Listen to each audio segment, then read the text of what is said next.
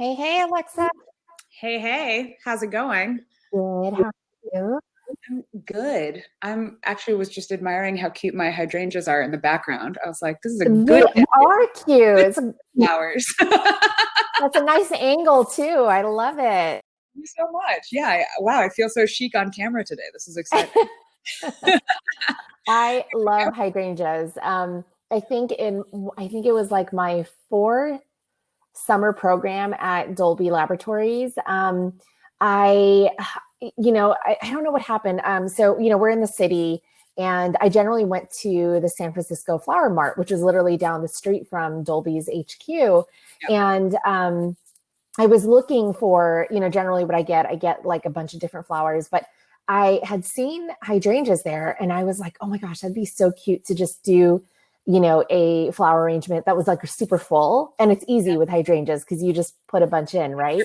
Um, and then when I had asked them, to place an order, they mentioned that they wouldn't have enough stems for me. And so I was texting my mom at the time, and my mom was like, yeah. So my mom was like, oh my gosh, why didn't you just come here and cut ours? And she sent me a picture, and like all along her wall, I mean, it was just so full. So that's what I did. I literally went to my mom's house, cut all the hydrangeas. We made it into 12 flower arrangements. Yeah. So it was nice because I saved a ton of money for the program that year, just for flower arrangements. Oh my God, your mom could turn that into a nice little side hustle if she's got that kind of scale going on. That's impressive. Oh, yeah. My mom is definitely a plant person. Her newest obsession is succulents, and so my dad literally built her like this wall, and it's just like a wall of succulents in her backyard. That sounds so delightful. Yeah, so she's loving it. Okay, so we'll start in a couple minutes, but I'd love to see who is here. So, hi everyone.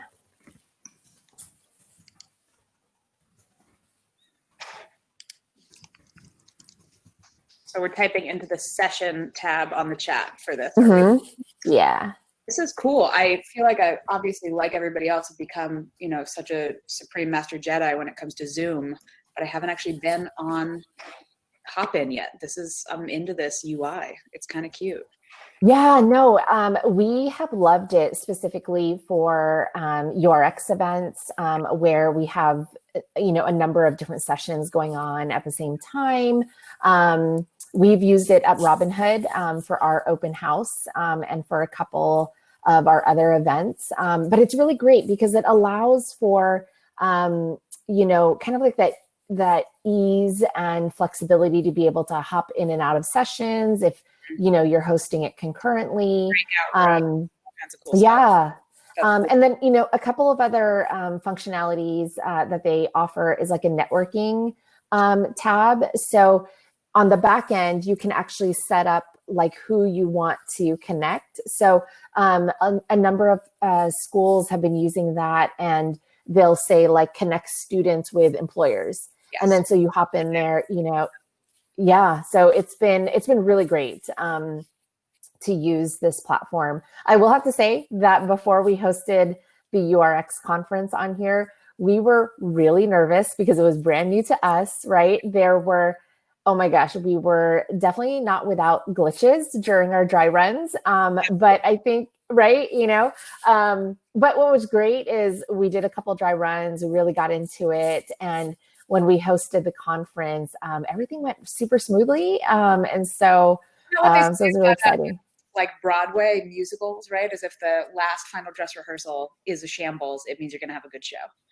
Oh, okay. Yeah. That was definitely us then. Yes. There you go. That's perfect. Like if your like lead star like forgets his lines, then actually it means that you're going to like win a Tony. Awesome. I love it. Okay, well, we are at 11 or 2:05, so I think we'll go ahead and get started. Hello, everybody. We are so excited that you are joining us today. As a reminder, we'd love to hear where all of you are dialing in from. So definitely drop the city and school where you're at in the session tab.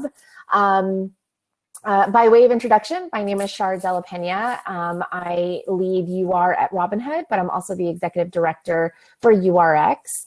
And welcome to our weekly talent development program. Today's session is navigating the COVID-19 job search with Alexa Shoen, who is the author of #EntryLevelBoss. So with that being said, I'll go ahead and pass the mic over to Alexa.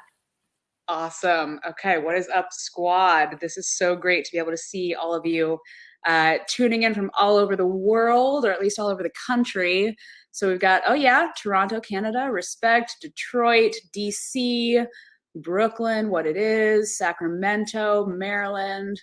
Oh, incredible. I'm so happy that you are all here. So I am going to share my screen, and let's just make sure that we are all sorted and ready to rock, because I have not used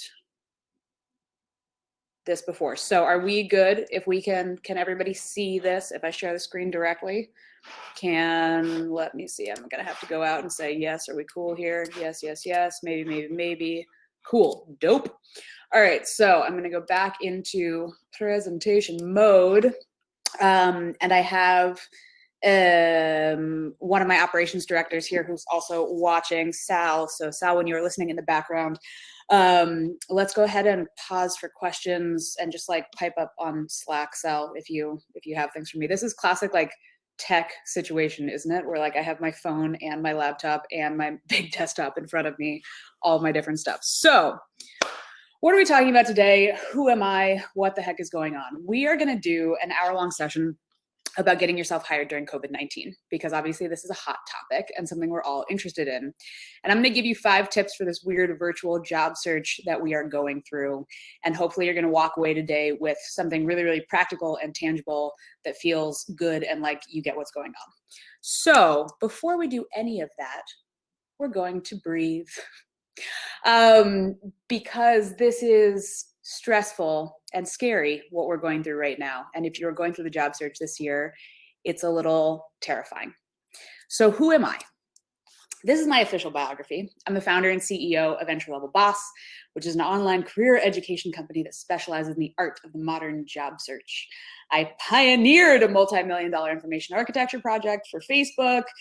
Then I was a highly sought-after communication consultant in Berlin. I supported multilingual translation content projects for European tech giants. I am hailed as the internet's favorite career coach. And since founding the 9-step entry-level boss method in 2016, I have successfully guided thousands of job seekers through the process of securing a job they actually enjoy. My book, Entry-Level Boss, How to Get Any Job You Want, is coming out globally as we speak. It just came out in early May in America. I'm a critically acclaimed jazz vocalist. How dope is that?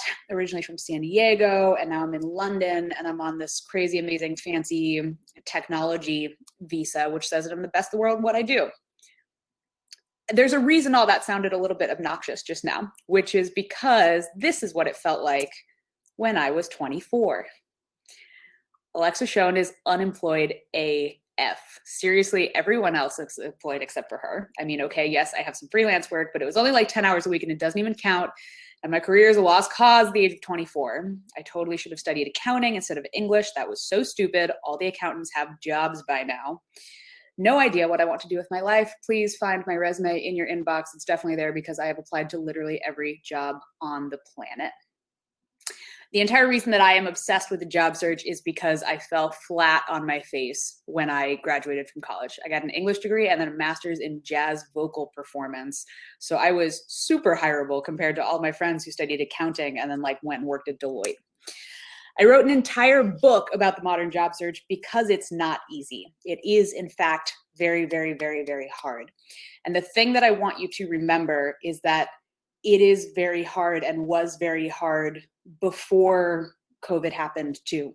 You have amazing resources, of course, like URX. You have, people who are focused on recruiting university students.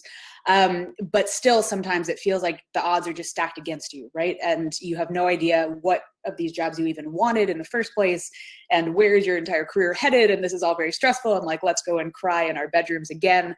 That was hard, and now you have to do it during a pandemic, so you're basically playing job search on expert mode, and I want you to know that like, you're not crazy for feeling that it is difficult.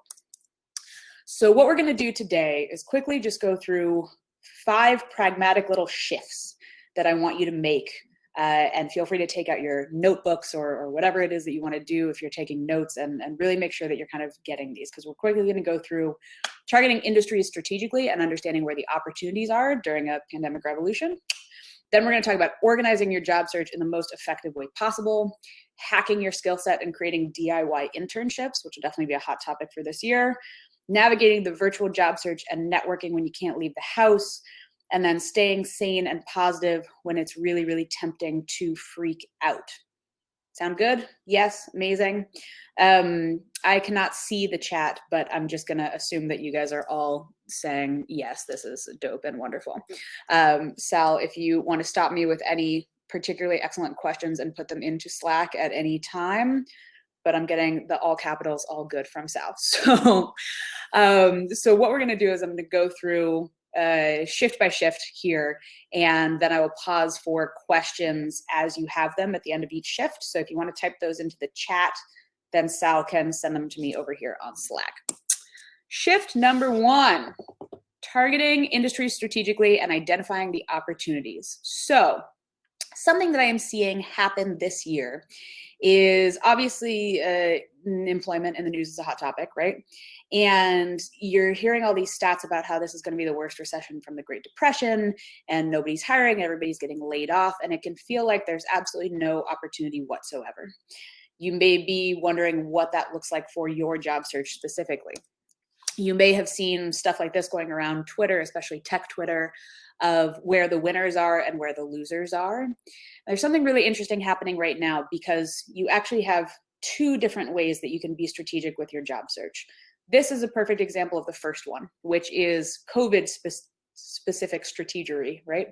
Strategies. So with COVID specific strategy, these are all of the things that are doing really, really well because we are all stuck at home, right? Netflix had its best Q2 ever of all time. Peloton is having like the world's greatest year. Grocery delivery services are smashing it. You know, Postmates just got bought by Uber. Like, there are these very exciting, really wonderful things that are happening. Going to work for Slack right now. We're going to work for Hopin, this productivity thing that I had never even heard of. We're going to work for Zoom, would all be incredibly wise decisions as far as companies to pursue this year. Going into tourism, travel stuff, if you wanted to go work for an airline, don't take it off your list entirely, but know that it's going to be tougher, and just understand that. And it doesn't mean that you can't go work in what's on this list, in-person entertainment, right? It doesn't mean that you're never going to be able to do it, but maybe you want to start your career in a slightly different way. And then we're going to like get to that 5 years from now, back when we can go to raging and amazing concerts. There's another thing that's really, really interesting, which I don't have a slide on for this, which is the concept of an inferior good. Now, I'm a failed economics major, just graduated with a normal old English degree. But in economics, this concept of an inferior good is anything that does well when the economy is doing poorly. So for example, there are going to be more people shopping at Target this year than there are shopping at Bloomingdale's. And there are going to be more people who are eating at McDonald's than there are people eating at Panera, because these are things where you're still trying to get the same experience. You still want to go shopping or eat out, but you're going to do it with a little bit less money in your pocket. Like Walmart is always like so excited when a recession comes because more people have to go and shop at Walmart. So that's another way to think of which companies you want to be targeting during this time if it starts to feel a little bit overwhelming. The big thing that I want you to think about, though, is that you need to be flexible and avoid sweeping generalizations about how the economy works during a recession, because you're never going to be 100% confident or know the whole story. And the best thing that you can do is move fast on the information you have available to you today. What I mean by that is I have gotten a lot of students over the last 3 months who have sent me DMs or emails and saying, Alexa, what are all the industries that are hiring? Can you tell me every single industry that's hiring? If there was some journalist on Twitter that I followed who was keeping some live in real time data map of every single entry-level job that was going, and here's the breakdown by industry, and here is where you should send an application today, I would send that to you, but that doesn't exist. So if you can think of things like, ooh, grocery delivery is hot, I think I'm gonna go try that for a while and see what happens. by moving fast on that information, you're going to be a month or two ahead of the next student next to you who hasn't thought of it yet. So do the very, very best that you can. Sal, if we have any questions that we want to take on this topic, otherwise I will move on. But if anybody has chats, I'll pause for my little dance. Not so far. All right, sounds good. The next thing that we're going to do, and we'll have more time for Q&A at the end, so if you want to just digest this, we can get through it that way. Next shift that I want to talk to you about is organizing your job search in the most effective way possible. Now, the job search is a beast, as we know. It's not as simple as the university application process where everything is like due in a certain month and then you get all your answers back in another month. Things can get a little bit messy when you're trying to apply for internships and for your first jobs. So I've come up with a trick that I want to teach you. And it's basically about organizing your job search by deciding what your elevator pitch is. Now, why am I going to make you do this? It's because I get a lot of people who come to me and they say, I just want a job in tech. I want a job in tech. I want a job in tech. Or they say, I just want to work in marketing, and like any job, marketing, operations, maybe something on the management track.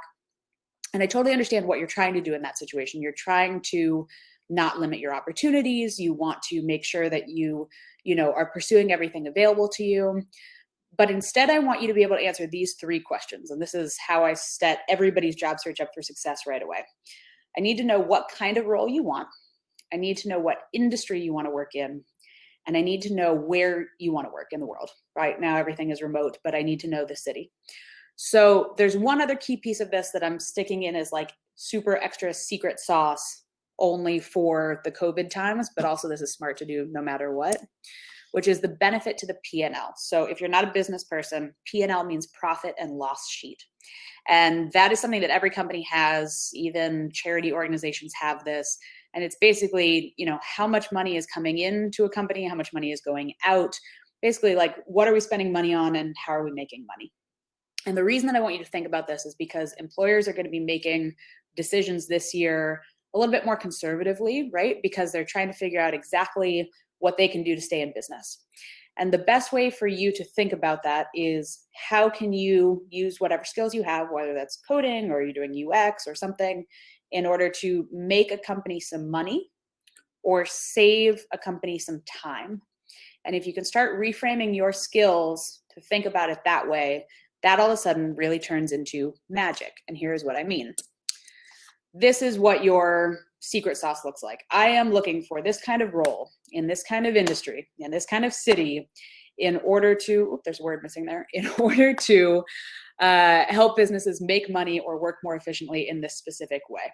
So, for example, I am looking for a UX designer role in the cannabis industry in Denver, Colorado, because I want to make ordering weed online super friendly and available to customers in the digital era, because I want to help you bring your formerly retail only business onto the internet in the 21st century, right? If you can focus this around that little magic sentence, so, UX designer for cannabis products in Denver, Colorado, all of a sudden, what's interesting is that there are only so many, there's a lot of companies obviously that specialize in this arena in Denver, but there's only so many. And then all of a sudden you can make a list of all the employers that you need to go talk to. And what you have done is made yourself a magical to-do list, really, of all the employers that you need to go chase down that you might not have thought of before. We're going to move on to shift 3. We can hold on to questions at the end, and I will look for Sal to interrupt me, which she is doing. How best to determine who is hiring during COVID? How is best? Okay, we're gonna get to that. Let me hold that for shift 4, because we're gonna talk about secret ways to figure out who's hiring. I'll do skill sets first, and then I'll go back to that question. I know that's a good one. So for shift number 3, talking about hacking your own skill set and creating DIY internships. And I know this is going to be a hot topic for this exact year, because unfortunately we've gotten all kinds of bad, awful stuff happening with internships getting canceled or maybe pushed back, and everything feels a little bit uncertain.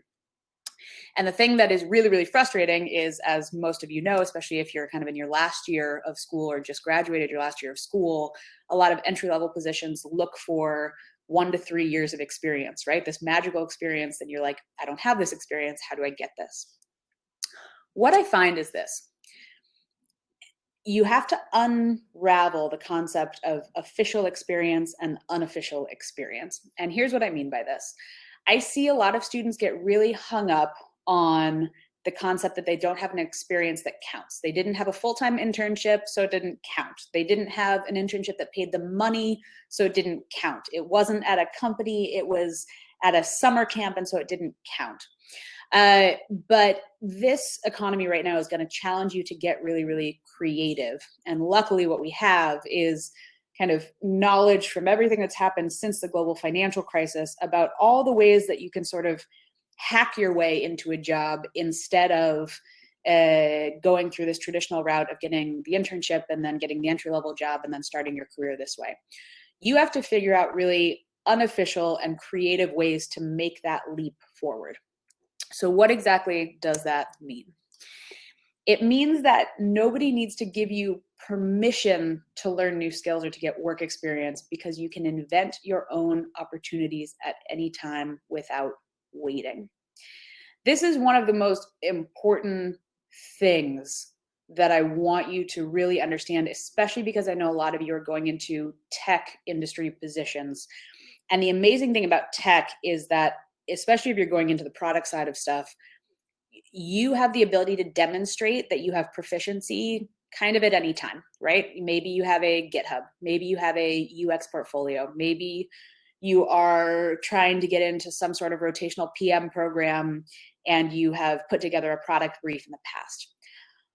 I really, really, really want to encourage you, please do not stop wherever you are now. So maybe you just finished a UX program and you have a portfolio, but for some reason it's not landing well and it's not landing you interviews. What could you be working on with your UX skills? Not in theory, not necessarily taking another class, but putting them to practice so you get even more experience. Could two of you in this session right now, a developer and a UX person, get together and build something so that then you have another portfolio piece to add and to go talk to people about? Could you, if you're not getting into the UX side, but you want to get into the content strategy side or UX copywriting, go and help some really old school local shop in your neighborhood that's trying to sell stuff online figure out how to put their website copy together? Is all of this always going to be paid? No, it's not. But if you can figure out these ways to quickly hack your skill set together, you are going to become a more compelling candidate more quickly than you are if you just keep waiting for this like real official experience that counts. I'm very, very happy to take questions on this, especially because I know that this is complicated, but the big takeaway is go find a way to prove that you are good at the job. Don't just keep relying on classes to prove it. Don't necessarily go, I don't know, sign up for another course, but like figure out a way to prove that you're good at it. All right, I'm looking like from Samantha, we're getting a next question, which conveniently goes straight into step 4. It seems like everyone is now targeting tech with COVID. How can you stand out while networking? Yeah, tech is hot right now, but I got great news for you in this arena. Networking when you can't leave the house. So a lot of people, when they think of networking, think of like dusty old people standing in a dusty Marriott ballroom drinking warm white wine and like wearing a suit that is too big for them and name tags. And I think one of the beautiful blessings of 2020 is that we can't stand in terrible ballrooms and you can drink warm white wine in the safety and privacy of your own home. The other amazing thing is that especially in tech, networking was already happening on Twitter.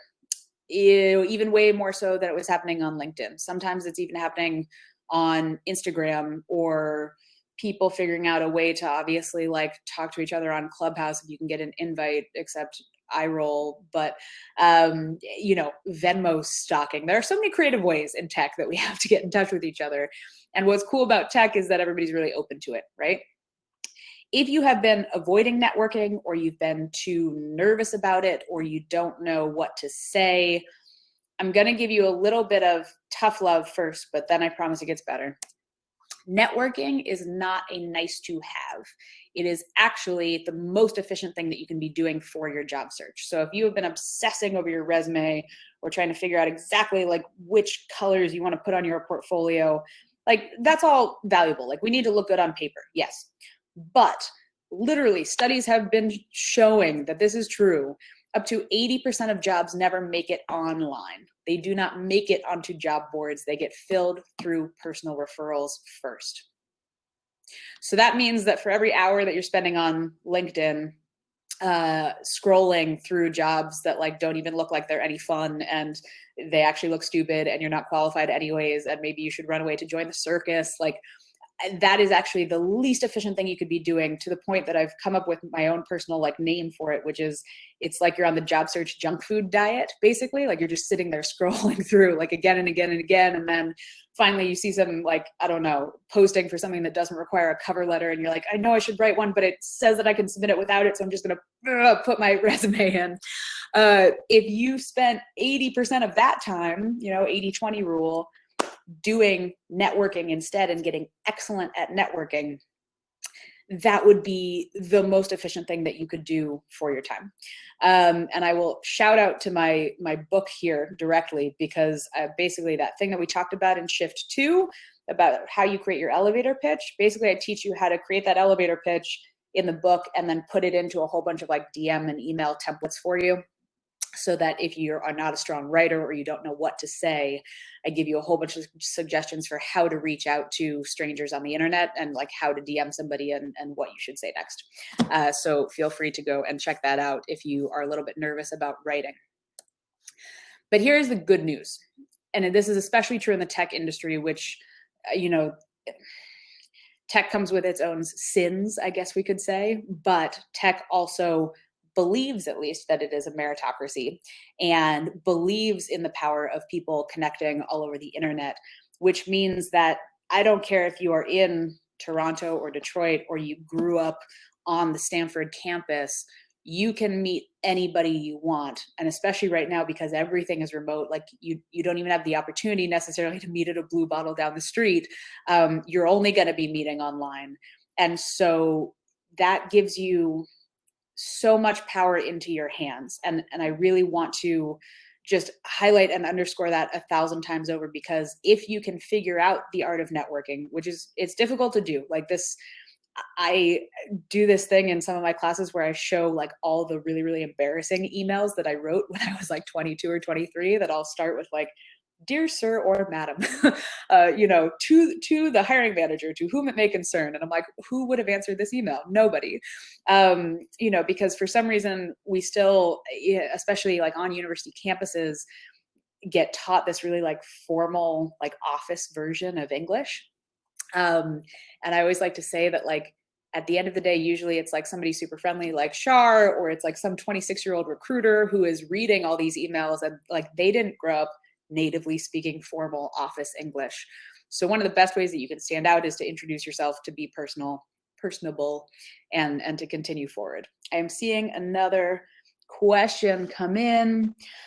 I mentioned the elevator pitch earlier. This is from Robbie. What is the best way to present that? For example, should it live in a cover letter, or should it be presented to a recruiter or a hiring manager via Zoom, etc.? That's a great question, Robbie. So let's go back to a second before we get to shift number 5. So we're talking about here this sort of secret sauce that I put together for you of role, industry, geography, benefit to the P&L, and then being able to put this sentence together. So there are kind of 3 different places that you could put this sentence. You could put it, the kind of like really lame old school like objective section on a resume, right? Where it says like, I'm an aspirational, like hardworking person seeking new opportunities where I can use my creative skill set, like a sentence that means nothing. You could put this sentence there instead. You could also put it as the first line of an email or a DM when you're introducing yourself to somebody new.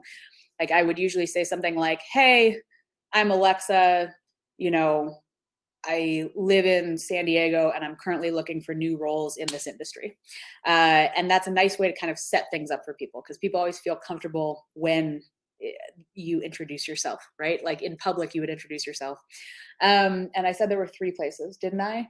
Oh yeah, and also in a cover letter, because I think of cover letters and networking emails in some ways almost as the same thing these days. Like sometimes you're going to write a cover letter, sometimes you're going to write a networking email. This is a way for you to kind of just introduce yourself right off the bat, because if you can set context for yourself, then somebody else can filter all the rest of the information on the page, because now they know who you are and what you want. And as humans, we all want to know, like, who are you and why are you in my inbox? All right, we're going back this way. Great. Staying sane and positive. But it looks like I'm getting more questions in, so let me pause this first. Iris said, what made you decide to quit your job at Facebook to become my own boss and to become an author? Great question, Iris. I had to quit my job at Facebook because I got my book deal from St. Martin's Press. This was at the end of 2018. And so I had only 4.5 months to deliver the manuscript.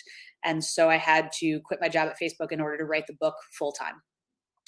But importantly, the reason that wasn't super scary to me was because I had been freelance and running my own business already for 5 years before Facebook. And so I kind of already was familiar with the idea of freelancing or sort of being out on my own. But yeah, I always like to say, like, I had to quit my big fancy job in order to help other people get big fancy jobs. So that is why I had to quit. Natalie says, do you have different methods to network online other than sending messages through LinkedIn? I've found that almost 99% of people don't respond, or perhaps it's who you reach out to. I've seen mixed advice on reaching out to HR people at companies. Oh my goodness. Yes. Please, please, please use LinkedIn as a last resort. I like to think of LinkedIn as a directory or like a secret stalking tool, so I can get the lay of the land and know who works at the company and what they do and what their work history is.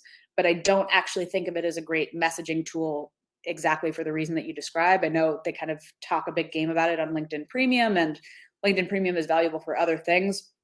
But for messaging, I would always try to literally guess somebody's email, or I would try to get at them in their Twitter DMs, or like literally on Venmo or on Facebook, or like anywhere before I went to LinkedIn directly.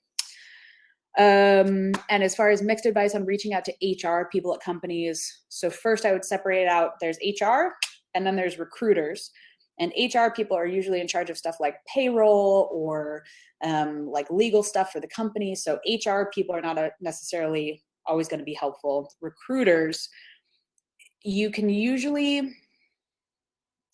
need to make sure that they are the right level of recruiter. So reaching out to somebody like Shar, who is specializing in university recruiting at Robinhood, she would probably be happy to find your message, because she has to go out and try to find people like you all the time. So you're actually, if you send a good, compelling message and you're a good, compelling candidate, are making her job easier. And I've heard that directly from a lot of recruiters that I know at Facebook and Google as well, who say, oh yeah, of course, like if you are good for the job, like tell me about it and send me a message.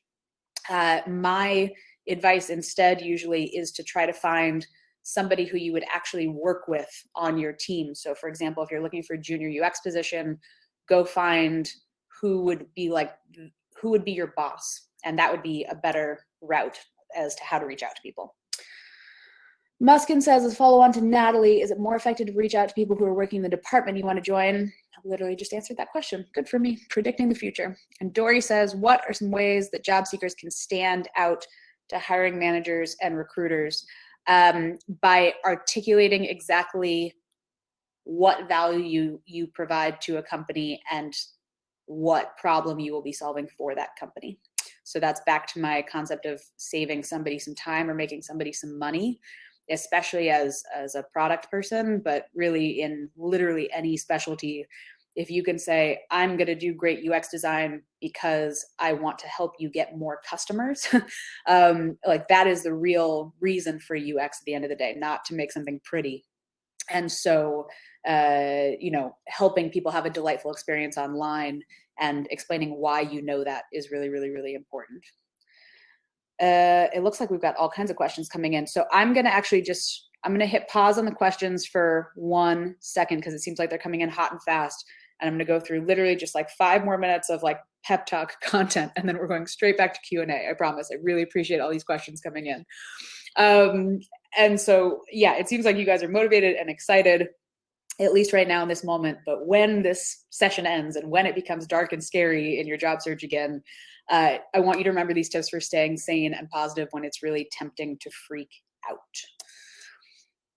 The most frustrating thing about the job search, or one of them, is that it's so outcome based, and it feels like you're failing every single hour up until you get the offer itself. And this sucks more than anything in the world, because you have no idea if you're making progress. You have no idea if you're getting, faster or better or more interesting to recruiters, because a lot of companies won't necessarily give you a lot of feedback, even if you got through the second round interview and you don't know what you did wrong. And that sucks. Like, it sucks so bad. And you're not crazy for thinking that it's exhausting. I was talking to somebody recently about how, like, there are really 2 situations that pretty much every human on the planet goes through, that are really, really, really emotionally exhausting. And one of them is finding a romantic partner, right? And the other one is the job search.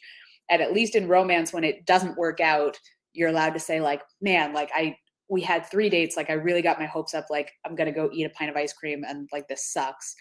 But we're not taught about how to deal with our emotions, and like how sad and like gut-wrenching it feels when you get ghosted by, some company that you thought was like the most amazing thing since sliced bread. Please, like, let yourself breathe and like grieve on the days when things don't go your way. But, to give you some practical advice, I really, really, really, and this sounds cheesy, but like, hear me out. I want you to measure your progress based on the connections you are making, not the number of applications you're putting in. Because, like I just told you, networking is going to be your most efficient thing to do. And so if you make little lists, you finish one thing at a time, and you send a single email to a single contact. Like, you probably all have somebody where you're like, oh, I should reach out, but I'm not sure. Like, that will be so much more effective than spending 3 more hours scrolling through roles that you don't even want on the internet. And it will make you feel better, and it will make you feel more productive. And if you can break everything into these micro bite-sized pieces, it's like that. It's going to help so much. So, to recap what we have been through so far, 5 pragmatic little shifts. Number 1, target the industries strategically and move fast when you do have information. When you're like, oh yeah, video games are hot right now, like, maybe I should go check out more video game companies. 2, defining your job search by defining your elevator pitch, because remember, that also gives you a list of employers that you can start looking at.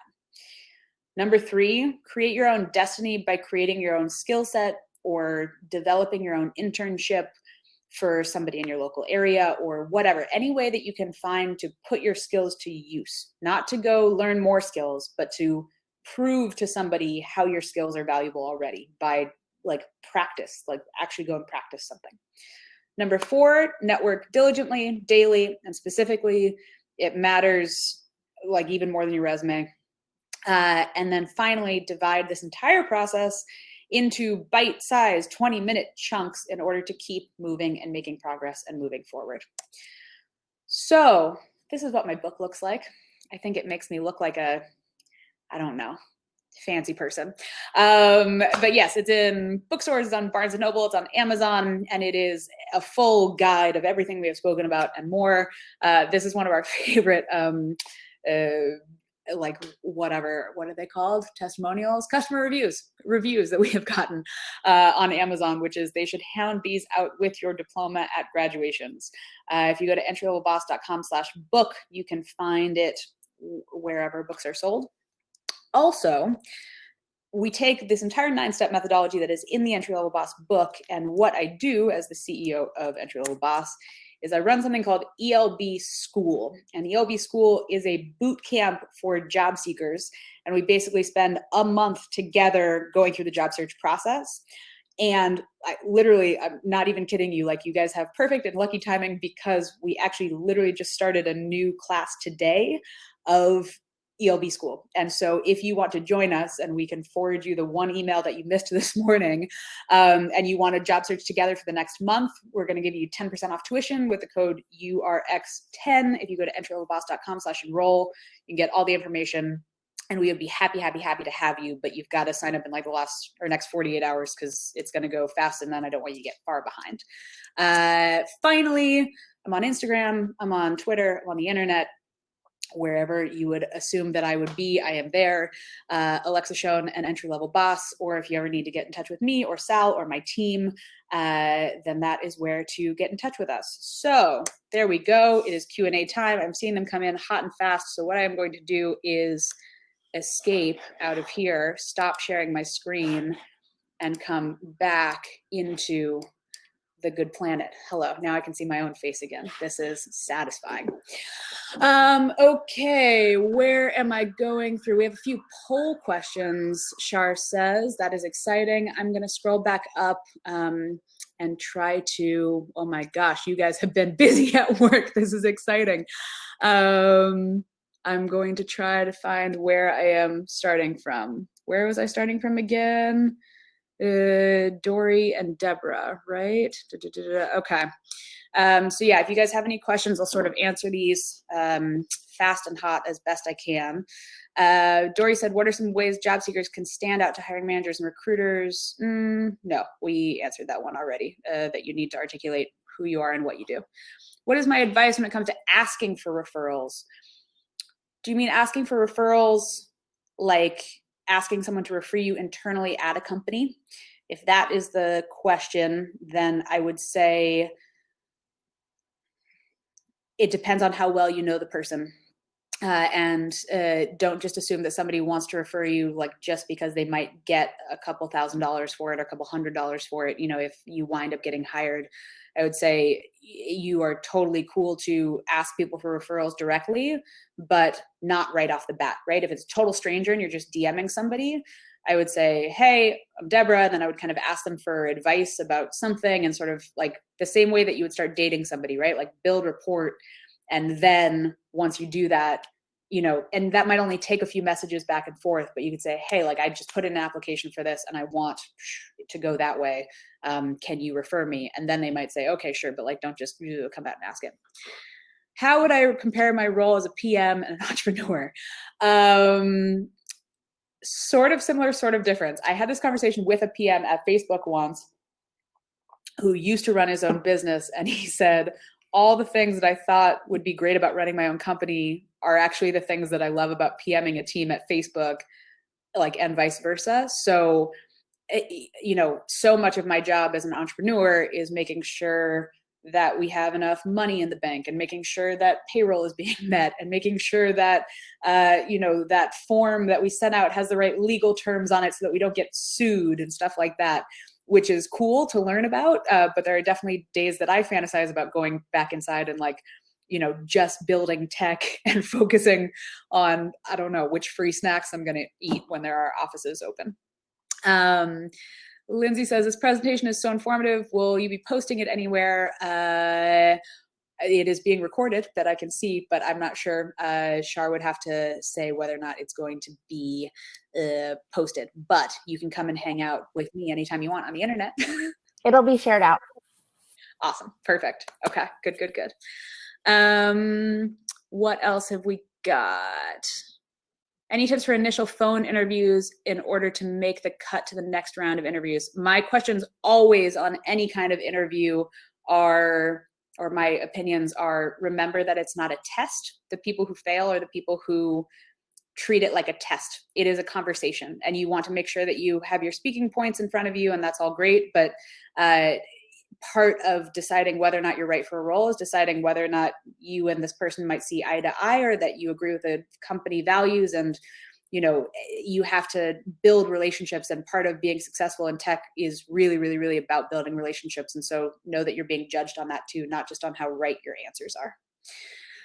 PowerPoint video will be shared. Yes, Shar already said that. I've personally only used LinkedIn for networking. I found the suggestion of using Twitter interesting, but I would assume that I would need to build out an active Twitter. Don't worry about that. I mean, unless you like are determined to become a VC influencer tomorrow or something.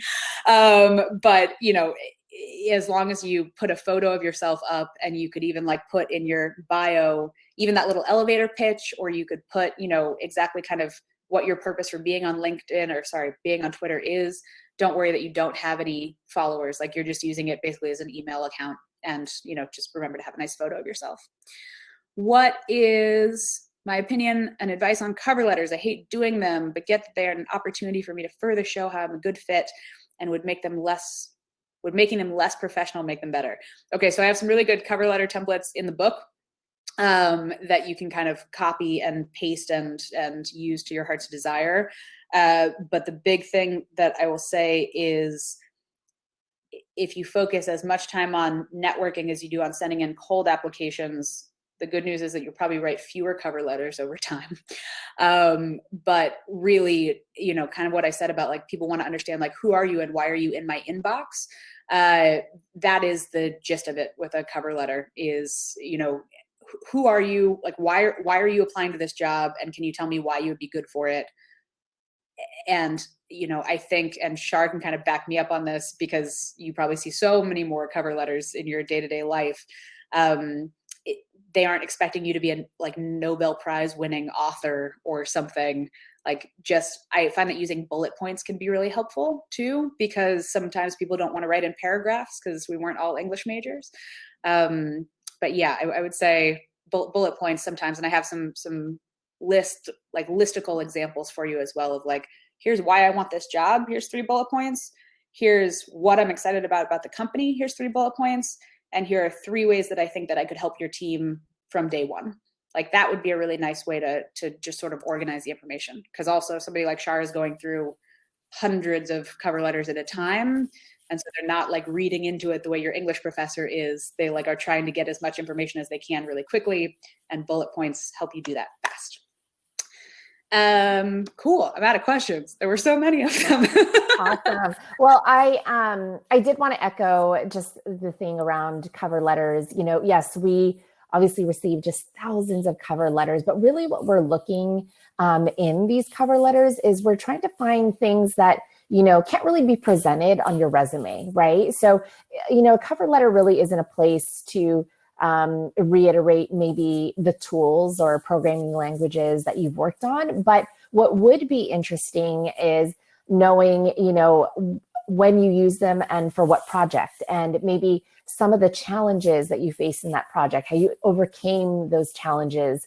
What were some of the successes? How did it help the business or the organization? Those are, and again, we're not looking like for a laundry list of these things, but anything that you could highlight, maybe 1 to 2 things, those are things that make us perk up and be like, oh, well, actually, that's what we're trying to do here. Or that's going to be very similar to the opportunity that we have. And so those are really some of the things that we're looking for in your cover letter.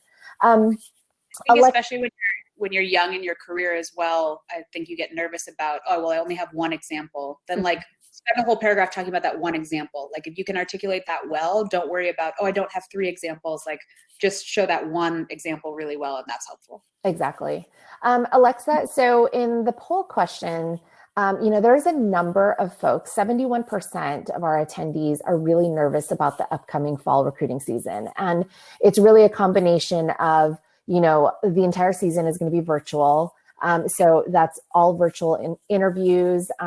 I know for Robinhood, we're not doing any on-campus in-person presence. So everything's going to be virtual. So there's definitely going to be that lack of interaction between students and employers. And then folks are just worried about the job market, given that, so many summer internships were rescinded, programs were canceled. There were a number of new grad offers that were canceled. What is your advice to them, how can they kind of boost morale, have maybe a better, more positive outlook on the upcoming fall recruiting season? It is so tempting to curl into a ball right now. And I completely understand why. Like I would like to curl into a ball too, and I'm watching people go through the job search every day, and it's a lot. There are still going to be jobs out there, and it is going to be more competitive. And that sucks to hear, but I think the way that I would try to spin it would be thinking about that competitive piece. And what I've started to say to a lot of my students is you just kind of need to find a way to be excellent. because excellent people still will get hired. Excellent people get hired in every single economy. And that can feel really, really scary and daunting, or it can kind of feel like a challenge. It's like, hang on, actually, like, how do I prove that I'm the best person for this job? What are the creative things that I could do on my portfolio and go the extra mile, you know, and not just write a cover letter that I know is lousy, but like actually really focus on figuring out how I'm going to accomplish the thing I want to accomplish. It's going to be really hard. It absolutely is. It's going to be a scary year, but think of it as best you can as a problem to solve and not just this weight that you're buried under. And I know how strained, especially relationships with parents or partners can get during this time, because your parents are out there being like, get a job, like go to McDonald's tomorrow, you know, and you have to push back and say like, hey, like it's a tough economy. I know this is going to take a time, but I have a plan.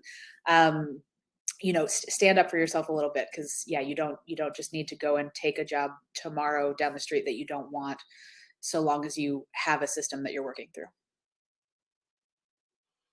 And we have a question from Lena.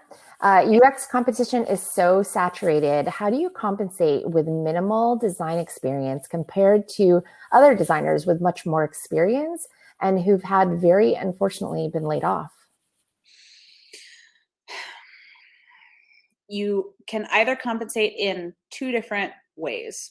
Number one is, and this is what's crazy and wild about living in a capitalist society, you are cheaper, and that is compelling in its own way. And so, you know, just know that you have that going for you, which is great, and that is genuinely an advantage. But as far as the minimal design experience, that's kind of what I was talking about with hacking your own skill set is, okay, you may have minimal official design experience, but what could you be creating and designing or wireframing for some purpose right now to continue to prove more and more and more that you are good at what you do? So don't just stop at the, like, my UX portfolio is done because my course is over, but like, what little things could you be doing every day? Or one big project could you take on, or redesign a COVID tracking app or whatever, in order to show that you are good at what you do. Thank you so much for that. And I just wanted to thank you so much for your energy, your amazing insights.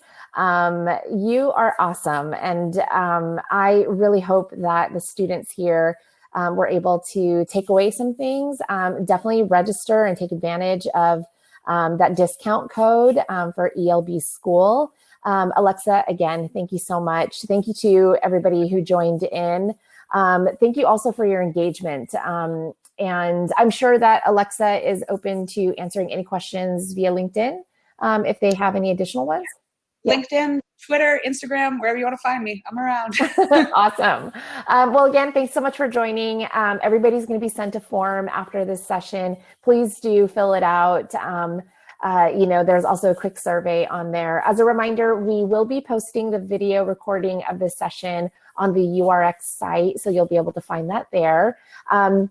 Real quick, congratulations to Deborah, and I'm going to butcher this, but Mepayeta, for being this week's resume review winner. We'll send an email connecting you with your resume reviewer. Definitely join us for next week. We have the What Now? Actionable Strategies for Virtual Networking and Resume Building with Bustle Digital Group and Greylock Partners. You know, Alexa spoke a lot about the importance of networking.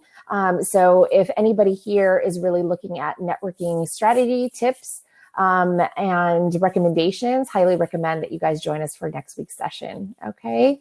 Again, Alexa, thank you so much. Thank you to everybody who joined, and have a great rest of your week. Bye, Awesome. everybody. See you later. Rooting for you. Bye. Bye.